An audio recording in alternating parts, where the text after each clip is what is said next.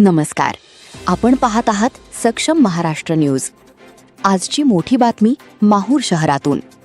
दत्तनगर परिसर, तुटलेला नामफलक, नाल्यात पडलेला फलक, परिसरातील नागरिक. माहूर शहरातील दत्तनगर परिसरात नगरपंचायतीने उभारलेला श्री दत्तनगर नामफलक अज्ञात कारणावरून तोडण्यात आल्याची धक्कादायक घटना समोर आली आहे. स्थानिक नागरिकांच्या म्हणण्यानुसार एका व्यक्तीने आरी मशीनच्या सहाय्याने हा नामफलक कापून नाल्यात फेकल्याचा आरोप करण्यात आला आहे. याचबरोबर श्री सिद्धिविनायक गणेश मंडळाचा प्रतिमेचा फलकही तोडून नाल्यात फेकल्याचा आरोप करण्यात येत आहे. या घटनेमुळे दत्तभक्त, गणेश भक्त आणि वॉर्ड क्रमांक 8 मधील नागरिकांमध्ये संतापाची लाट उसळली आहे. धार्मिक भावना दुखावल्याचा आरोप करत नागरिकांनी दोषींवर कठोर कारवाईची मागणी केली आहे.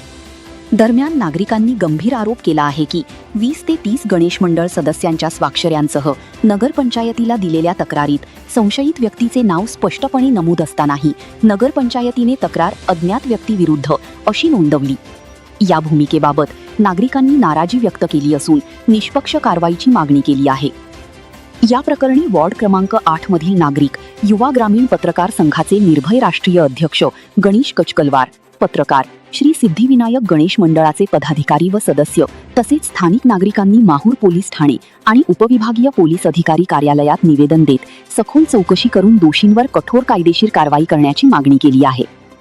पोलीस प्रशासनाने या प्रकरणाची दखल घेतली असून तक्रारीच्या अनुषंगाने पुढील तपास सुरू असल्याची माहिती मिळाली आहे.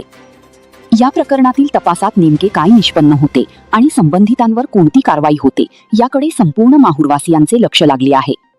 अशाच विश्वासार्ह आणि वेगवान बातम्यांसाठी सक्षम महाराष्ट्र न्यूज चॅनलला सबस्क्राईब करा, व्हिडिओला लाईक करा आणि आपल्या मित्रांपर्यंत नक्की शेअर करा. माहूर ग्रामीण प्रतिनिधी शरीफ शेख.